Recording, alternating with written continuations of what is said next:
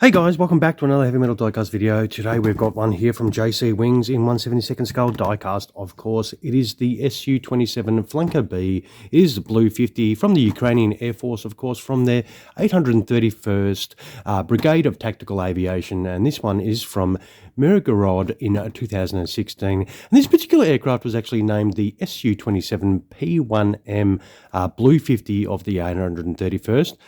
Vasyl Nikiforov, in honor of Lieutenant General Vasyl Semenovych Nikiforov, who was the Ukrainian Deputy Commander of the Air Force, who passed away in 2015 from cancer. And this aircraft was named in his honor in 2016. So I do hope I did pronounce his name correctly. I do not want to offend anyone in that way. But what we'll do is we'll open this. I picked this up for $120 on eBay, of course. And it does look really nice sitting here. It does come with this little collector card. It does have some ordnance in the flap as per usual. And, well, I reckon we get this beast of an aircraft out and have a real good look at it for sure. All right, let's open this box up. So here is this flanker out of the box. It does come with this beautiful hard cardboard stock base that you can, if you want to display your aircraft on it. It does have some ground details on there from an airfield, which does look pretty cool. We have the aircraft itself in the packet, which we'll just open up, of course, and have a little look at that. Wow, that does look pretty cool in there. It does come with your little collector card, of course.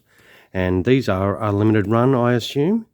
And they are a limited run of 500. So if you want one of these, you do need to get in pretty quick to get one of these. There's only 500 worldwide available, of course. And there is some little instructions in there. We'll have a quick squeeze at those for you. And when I say little, yeah, they're pretty little. So depending on your eyesight, whether you need some goggles or not, these will come in handy. And these, of course, do not come with the stand or anything like that. So they do have to be bought separately. And so if you do buy one, you will get one like that. And that is a stand if you want to use one on these particular aircraft. I don't really use stands that often. I do display mine on their gear on the shelf. But what we'll do is we'll get this out. We'll just remove that.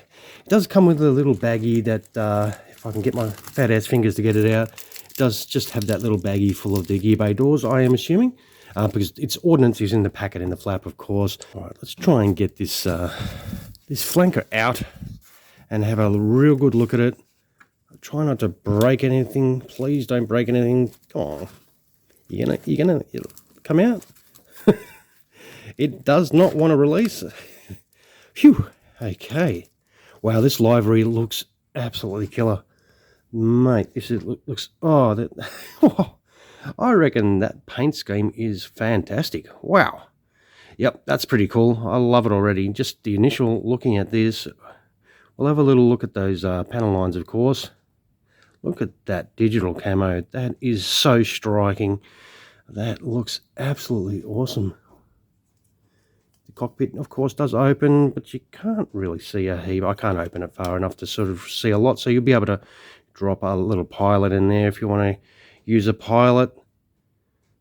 That air brake no doubt will come up, but I doubt my sausage fingers will allow that to happen, but I will take some photos of this with that open so you can have a little bit of a look at it. The details on the paint are just magic. They are really well done. Oh, better get that plastic out. As you can see, it's brand new. I did buy this brand new. The tail markings.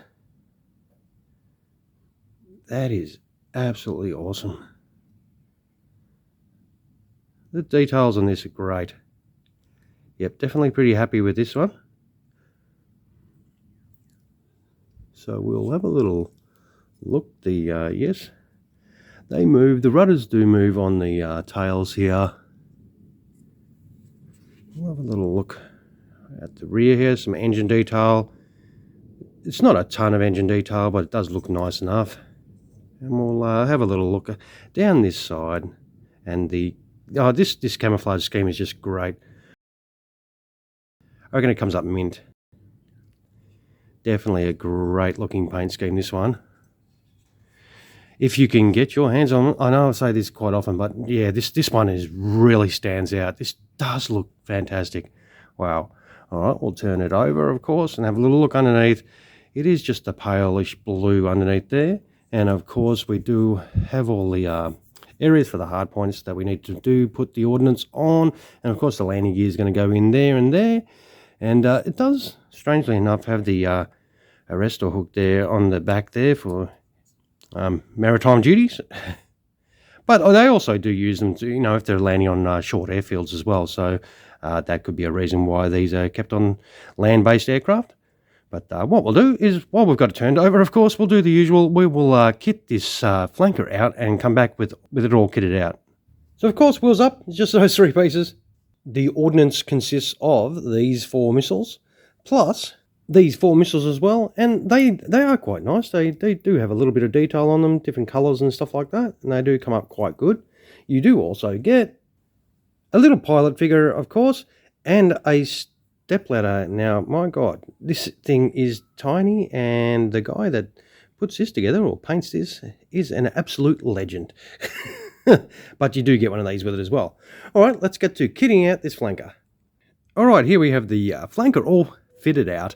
There is a little bit of ordnance issue, as you can see. They are put in, but they wobble around. They don't fit in properly, unfortunately. The outer ordnance here, that went on without too much drama. They clicked into place okay. These just wobble. They don't sit in the hole. You can push as hard as you like. They don't sit in there nicely, unfortunately. Same with the landing gear. The actual landing gear itself they are made out of metal. So you can put a bit of force into them, but the holes are a little bit small, and I trimmed them. I dug out the holes a little bit. I trimmed around the side. Took some of the paint off the end of the landing gear as well to try and push them into place, but you can't push them full on home at the moment. I didn't want to bend anything, and as you can see, look at that. The missile's just sitting there in the holes. So you are going to have to, if you want them to sit in the place, put a little bit of blue tack and stuff like that, because if I turn this over, like so, we will be dropping some ordnance. Like so. From what is a absolutely beast of a looking aircraft, this thing looks absolutely beautiful. That lets it down, unfortunately. So what I'll do is I'll glue tack some of that ordnance back on so we can have a proper look at the aircraft. Okay, so what I'll take away from this is, look, the aircraft itself, the paintwork is absolutely killer. It is a magical paint job on this. Just fitment. There is some fitment issues, so if I was you, I'd sort of, have some white glue or something on hand where you can just put little dabs on here and there for where whatever aren't going to fit into place properly. You can just dab some on so they do not drop off. So for the purpose of this video, I've just put some blue tack, which is like a sticky stuff on there, and so it's not going to drop off while we're doing this video. But for you as a collector, if you're going to get one of these, I would just be aware of that and make sure you've got some of that stuff on hand to make sure your ordnance can sit on the aircraft without dropping off. Also, the landing gear in that foam box is quite hard to get out, and you're sort of scared about breaking it. I am always paranoid about breaking stuff with my sausage fingers anyway. And of course, you just chuck that pitted tube on the front, and we'll turn this over because I'll show you closely. It is not a bad model. If everything fitted on nicely and went in perfectly, this would be 100%. It would be great. But yeah, unfortunately, those little fitment issues are going to cause you a bit of a headache if you're anything like me. So they did cause me a little bit of a headache. But I think overall, this aircraft does come up really nice. And this livery is, I love it. I reckon this livery is really nice. We will put this flanker on the deck, of course. And nothing's dropping off, which is good. So that blue tack is doing its job. But I'll wind this video up. I'll zoom in a fraction for you.